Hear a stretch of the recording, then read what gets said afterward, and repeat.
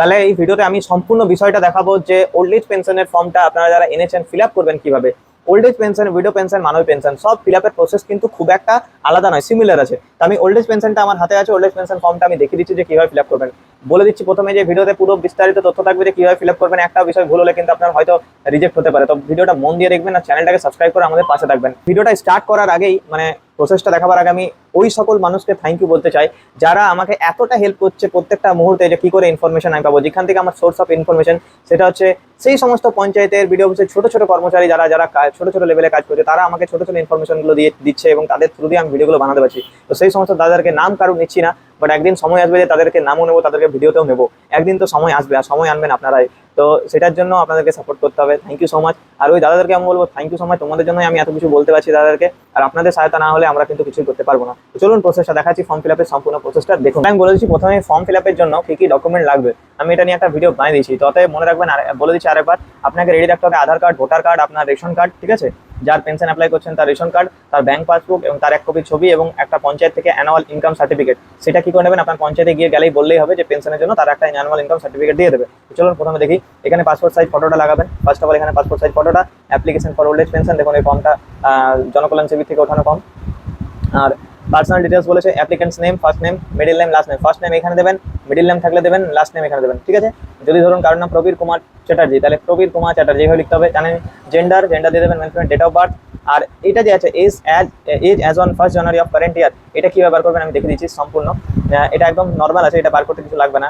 যে 1 January of current ইয়ার মানে 2026 জানুয়ারিতে আপনার ডেট অফ বার্থ কত বছর বয়স মতো ছিল আমি বলে দিচ্ছি। দেখুন সাপোজ আপনি লিখবেন, গুগলে যাবেন, এজ ক্যালকুলেটার, ঠিক আছে, এজ ক্যালকুলেটারে যাবেন, ডেট অফ বার্থটা সিলেক্ট করবেন। ধরুন সাপোজ জানুয়ারি 1, 1958, ঠিক আছে। তাহলে age as the date of, মানে এখানে সিলেক্ট করবেন যেটা এখানে চেয়েছে। এখানে কি চেয়েছে, যে 1 জানুয়ারি অফ কারেন্ট ইয়ার মানে 2026। তাহলে এটা আমি 1 জানুয়ারি 1 দিলাম, এখানে 2026 দিলাম, ক্যালকুলেট করলাম। ক্যালকুলেট করে আমার এজ 68 ইয়ার্স দাঁড়ালো, 68 ইয়ার্স দেখুন। তাহলে আমি এখানে 68 ইয়ার্স লিখবো, 068 লিখে দেবো, ঠিক আছে। তারপর তার বাবার নাম, দেখুন এগুলো ম্যান্ডেটারি, আধার কার্ড ভোটার কার্ডে থাকেই। তার মায়ের নাম, ঠিক আছে, বাবার নাম, মায়ের নাম হয়ে গেল। তার জেনারেল না কি কাস্ট ক্যাটাগরির মধ্যে পড়ে, তিনি কি ম্যারিড না, ম্যারিটাল স্ট্যাটাসটা দিয়ে দেবেন, ঠিক আছে। এবং তার স্পাউস নেম, তার হাজব্যান্ডের ক্ষেত্রে ওয়াইফ, ওয়াইফের ক্ষেত্রে হাজব্যান্ড, ঠিক আছে। মান্থলি ফ্যামিলি অ্যানুয়াল ইনকাম, এটা ম্যান্ডেটারি, যেগুলো কিন্তু ম্যান্ডেটারি সেগুলো দেবেন। এবার এখানে কত টাকা লিখবেন, ফ্যামিলি ইনকাম বলেছে, অর্থাৎ যিনি অ্যাপ্লাই করছেন ওল্ড এজ পেনশন তিনি তো কিছু ইনকাম করেন না, তার ওই পেনশনটাই আছে। তো ওইটা আপনি পঞ্চায়েতে গেলে আপনাকে দিয়ে দেবেন। আপনি হিসাব মাত্র মান্থলি হিসাবে একটা হিসাব করে নেবেন যে 900 টাকা, 1000 টাকা হলে আপনার 12,000 টাকা হচ্ছে, তো সেই হিসাবেই দেবেন, ঠিক আছে, কারণ কি বেশি তো পেনশন পাওয়া যায় না। এবারে পার্সোনাল আইডেন্টিফিকেশন নাম্বারে বলেছে দুটো ম্যান্ডেটারি, আধার আর ভোটার। কন্ট্যাক্ট ডিটেলসে অ্যাসেম্বলি, আপনি অ্যাসেম্বলি কী করে বার করবেন, ডিস্ট্রিক্ট অ্যাসেম্বলি বার করার আমার ভিডিও দেওয়া আছে, শর্ট ভিডিও, আপনি চ্যানেলে গিয়ে দেখুন, অ্যাসেম্বলি পার্ট নাম্বার কীভাবে এগুলো ভিডিও দেওয়া আছে। অ্যাসেম্বলি ধরুন অ্যাসেম্বলিটা আপনি দিয়ে দিলেন, ডিস্ট্রিক্ট, পুলিশ স্টেশন, ব্লক বা মিউনিসিপ্যালিটির মধ্যে কোনটা পড়ে টিকমার্ক করে দেবেন। ব্লক হলে ব্লক, মিউনিসিপ্যালিটি হলে মিউনিসিপ্যাল, কর্পোরেশন, ঠিক আছে। জিপি আছে, ভিলেজ আছে, স্টেট হাউস বা প্রাইমিসাস নাম্বার এটা থাকলে দেবেন, নাহলে কোনো অসুবিধা নেই। স্ট্রিট নেম থাকলে দেবেন, নাহলে দরকার নেই। যেগুলো ম্যান্ডেটারি সেগুলো দিয়ে দিচ্ছে, সেগুলো দিতেই হবে আপনাকে, ঠিক আছে। Number of years dwelling in West Bengal, দেখুন এটাতে আপনার এজ যেটা হচ্ছে সেটাই লিখে দেবেন। কত বছর থেকে তো আপনি ওয়েস্ট বেঙ্গল আছেন, আপনি তো তার বাইরে ওয়েস্ট বেঙ্গল থেকে ছিলেন, যদি বাইরে থেকে ছিলেন সেটা আপনার তো লিখে দেবেন। ধরুন আপনি 30 বছর ঝাড়খণ্ডে ছিলেন, আরও 30 বছর আপনার লাইফের, আপনার এখন 60 বছর, 68 ইয়ার্স হলো, আপনি 30 বছর ঝাড়খণ্ডে ছিলেন, এখন 38 বছর আপনি বেঙ্গল আছেন, তাহলে 38 বছর লিখে দেবেন এখানে। মোবাইল নাম্বারটা অবশ্যই আধার লিঙ্ক মোবাইল নাম্বার সেটাই দেবেন, এখন সব জায়গায় যেহেতু আধার লিঙ্ক আছে।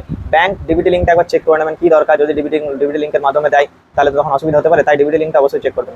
দেখুন এখানে কিন্তু এনক্লোজার বলে দিচ্ছে, আধার কার্ড এতদূর পর্যন্ত লাস্ট ফর্ম ফিল আপ ছিল, এখানে আর কিছু ফর্ম ফিল আপের নেই জায়গা।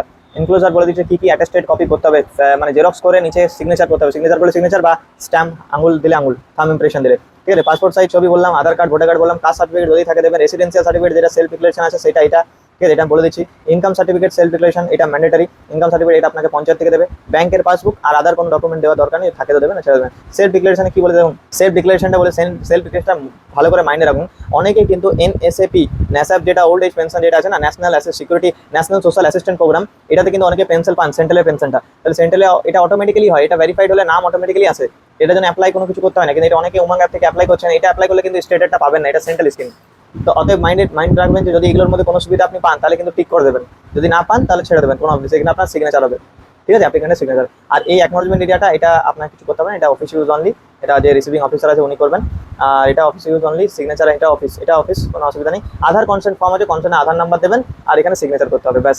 এই ইংলিশটা করলেই হবে, বাংলাটা করার দরকার নেই, দুটো পেজ দেওয়া হয়েছে ইংলিশ আর বাংলাতে, কোনো অসুবিধা আছে। এটাই হলো ফর্ম ফিল আপের প্রক্রিয়া। আর তাহলে এই ভিডিওতে আমি আলোচনা করে বলে দিলাম যে ফর্ম ফিল আপের সম্পূর্ণ প্রসেস, আর সেরকম কিছু ব্যাপার নয়। যদি কোনো কমেন্ট যদি কোনো কোশ্চেন থাকে তাহলে আমাদের কমেন্ট করুন, আমরা অবশ্যই রিপ্লাই দেবো। রিপ্লাই যদি না দিতে একটু লেট হচ্ছে অবশ্যই, কিন্তু আমরা রিপ্লাইয়ের বদলে আমরা ভিডিও বানিয়ে দিচ্ছি, সেই ভিডিওগুলো আপনি দেখুন।